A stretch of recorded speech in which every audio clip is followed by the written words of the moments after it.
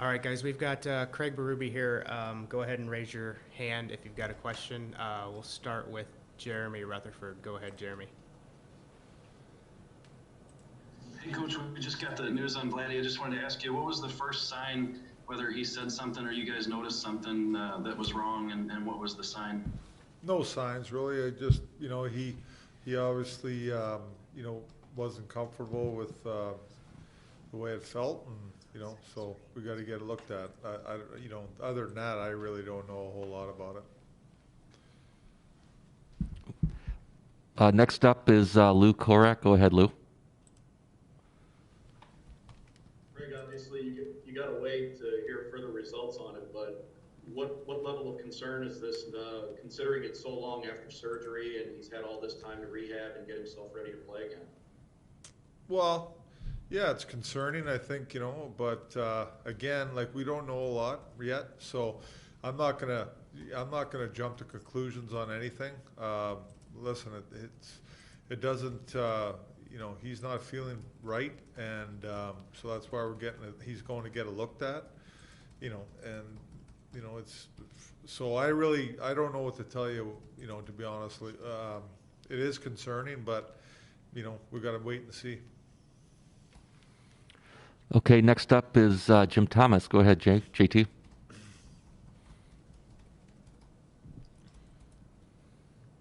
Craig, I guess as this is to say, your team is used to playing without him, so I guess it's kind of onward and forward for you. Yep. Like, again, our team, we're a team. Like, I look at it, we play without players at times because you have to, with injuries and different situations that come up, and our team is what makes us a good team. We just rely on each other, and different people can come in and take people's spots and just do the job. All right, next is Ian McIntyre from Sportsnet. Go ahead, Ian.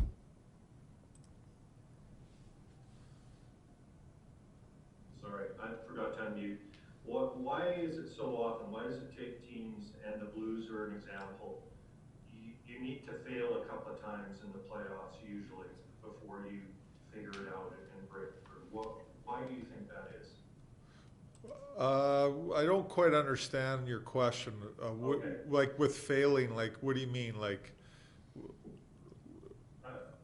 well, so often teams, they'll have you'll have good regular seasons. You go to the playoffs, maybe you win a round or not, or maybe you win 2 rounds or not. yeah. But it seems to take you to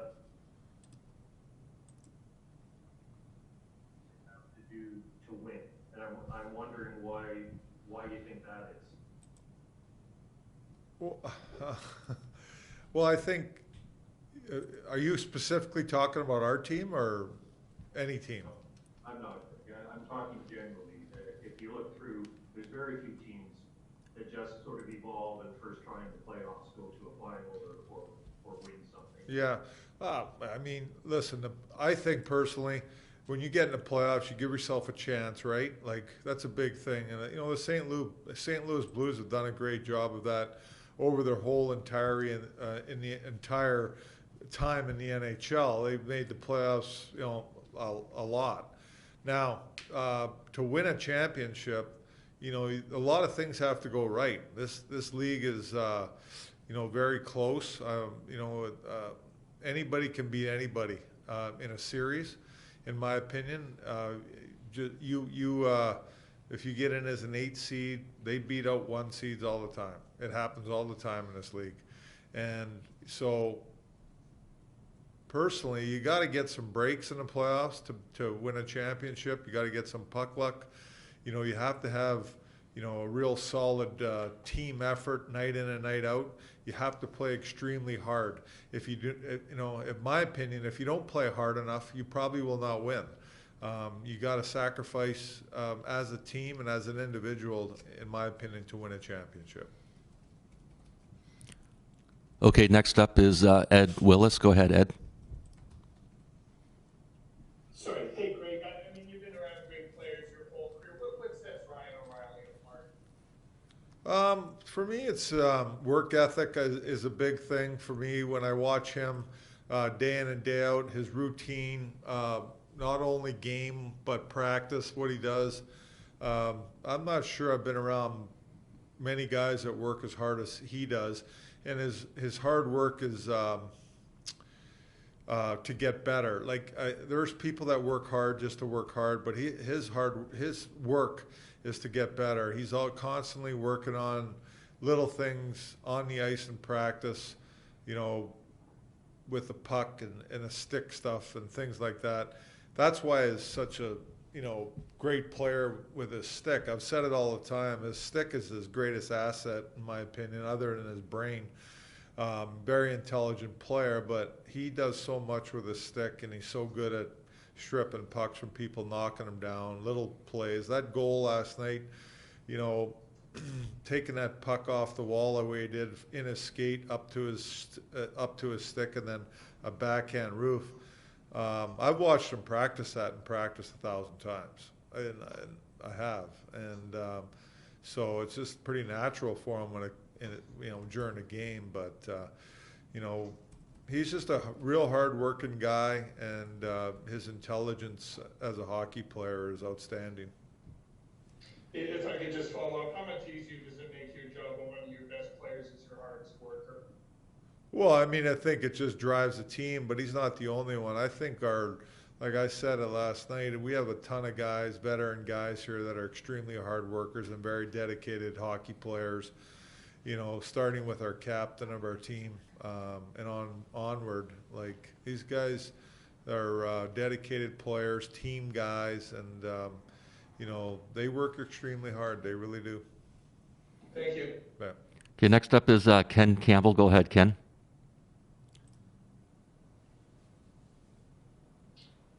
Craig, just to be clear on Tarasenko, is there a chance he could come back and play, maybe not in this series, or maybe in this series, or later in the playoffs? Well, there's always a chance, right? Like I said, he's going to get evaluated, and we got to see what's going on, and then we can go from there. So we'll see what happens after that evaluation. Dan Rosen up next. Go ahead, Dan. One more on Vladdy. Did he have problems in camp, or was it maybe the competition getting ramped up and getting hit a bunch that maybe caused some of this, do you think? Yeah, I would say that. I mean, obviously during camp, you know, I'm not saying there was problems, but you know, when you get something done like that and you're out 9 months, you're going to have some issues when you're coming back, no matter what, right? But he felt good and he was ready to go. Like you said, when it gets ramped up in a real game, things change, right? The intensity level goes way up, and the banging and things like that. So, you know, I'm sure that maybe that had something to do with it. But really, I'm not sure exactly. Nobody is. Even Vladdy's not. So, like I said, we'll see what that, you know, what shows up here, and we can go from there. Okay, next we have Ben Kuzma. Go ahead, Ben. Hey, Craig, you guys have basically limited the Canucks scoring to 3 guys, and Horvat, Pettersson, and Miller. What are you doing so well, Craig? Is it the back pressure that the guys are exuding here on a nightly basis?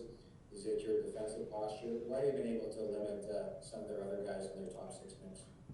Well, it's tough. They're a talented group over there. It's not easy, I'll tell you that.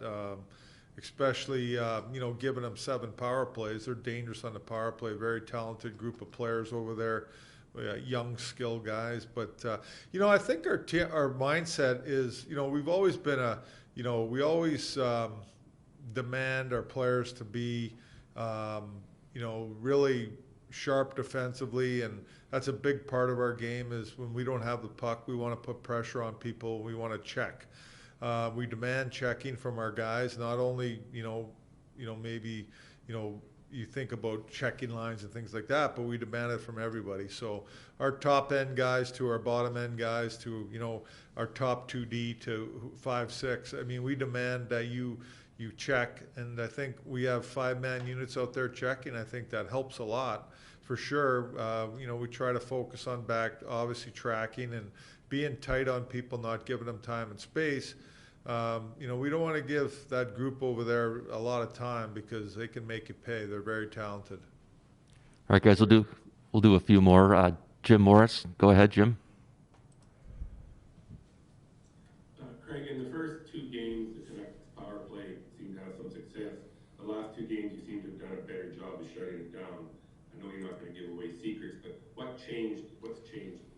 Well, I think if you watched last night, you know, the sacrifice guys making blocking shots is a big thing. Obviously, you have to block shots because teams are going to get looks. They're going to get shots. There's nothing you can really do about it, you know. And if you got to lay it on the line, the goalie has to make saves, which is happening. And you know, you got to.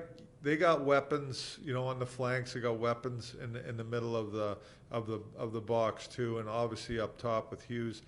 There's a lot of weapons out there, so I think we just try to make sure we're tight and have good sticks in the middle of the ice and them seam passes and things like that. So again, it's just sacrificing, I think, more than anything with the block shots and having good sticks, little things that go a long way to you know, shutting a power play like that down.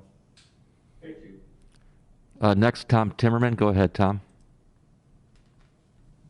Craig, is Ivan Barbashev cleared to practice? And since he's been off the ice 2 weeks, when he is, will it take a while before he's ready to play? He's cleared. He's been skating back home. Has been getting some good conditioning in there. So we'll see. He's going to go on the ice today.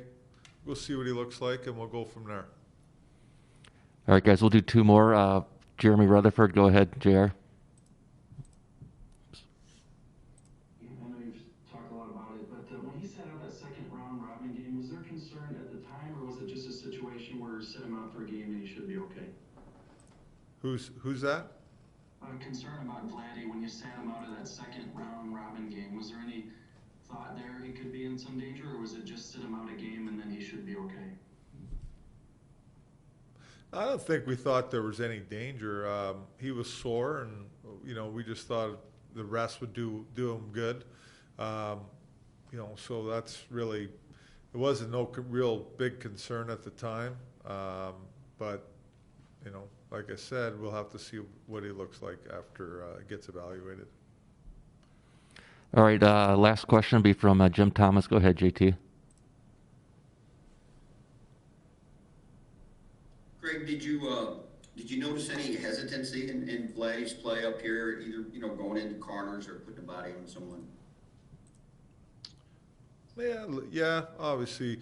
But I understood why, like coming back from surgery and 9 months off, and then I looked at these games that he played in the round robin as preseason games almost. You know, like it's not easy being off that long and coming back and just jumping right into it and being full out.